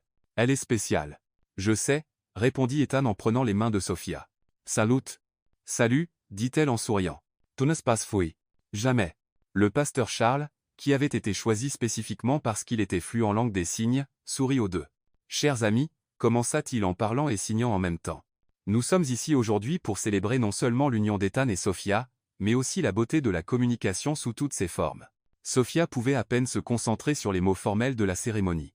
Son attention fixée sur les yeux d'Ethan et le sentiment surréaliste que cela arrivait vraiment. Puis vint le moment des vœux. Et c'est là que l'émotion prit vraiment le dessus. Ethan alla en premier, s'éclaircissant la gorge nerveusement. « Sophia, » commença-t-il en parlant et signant avec une fluidité qui la fit sourire de fierté. « Tu m'as appris que la vraie communication n'est pas à propos de mots parfaits. C'est à propos d'intentions sincères. Tu m'as montré que l'amour n'est pas de trouver quelqu'un de parfait. C'est d'aimer parfaitement les imperfections de quelqu'un. » Il s'arrêta pour respirer, essayant clairement de ne pas être trop ému. « Je promets de rester à tes côtés à travers toutes nos futures catastrophes, et nous savons tous les deux qu'il y en aura beaucoup.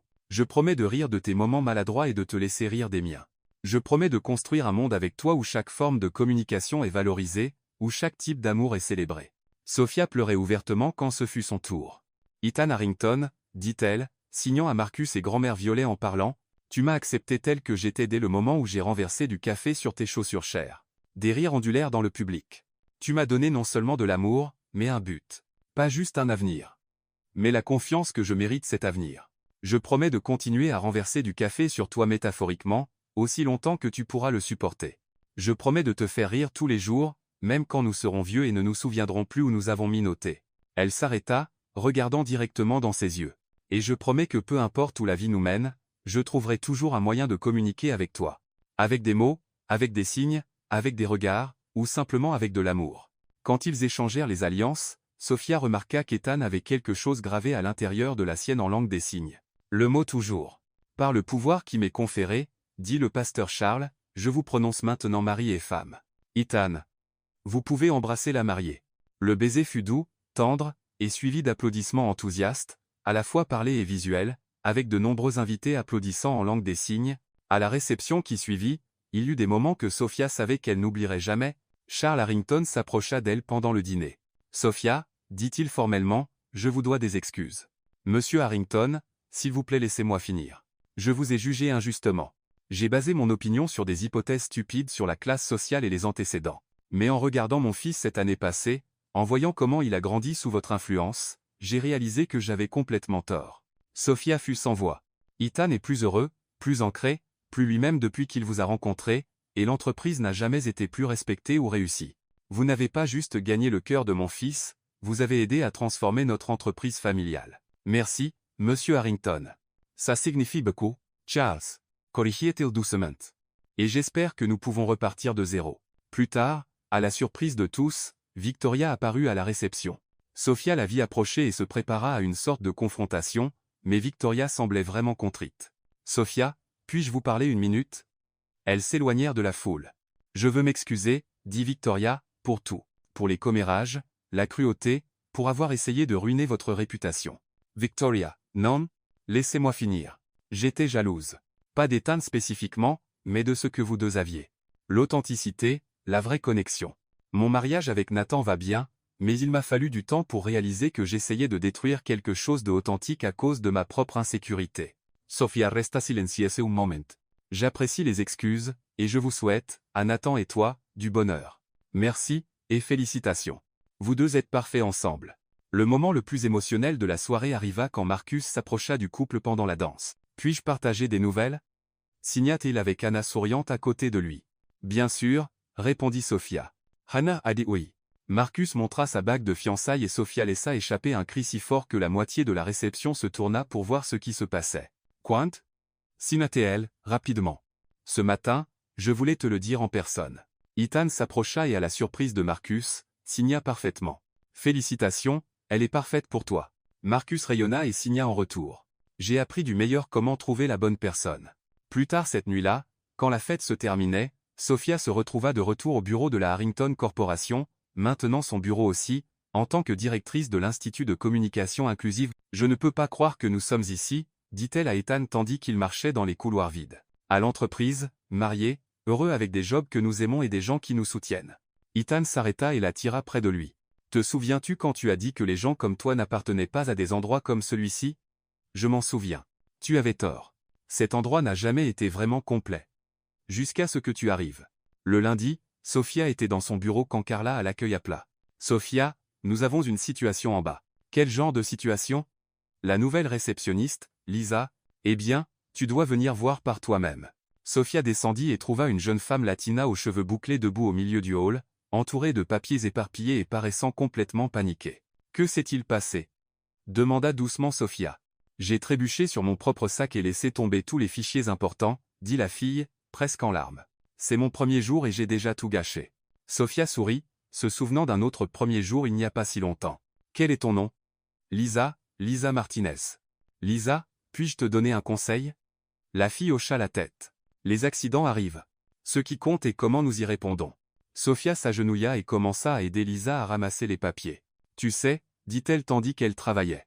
Le premier jour ici, j'ai volé à travers la porte tournante et atterri droit au milieu du hall. Littéralement. Lisa arrêta de ramasser les papiers et la regarda. Vraiment? Vraiment? Et sais-tu ce que j'ai appris? Quoi?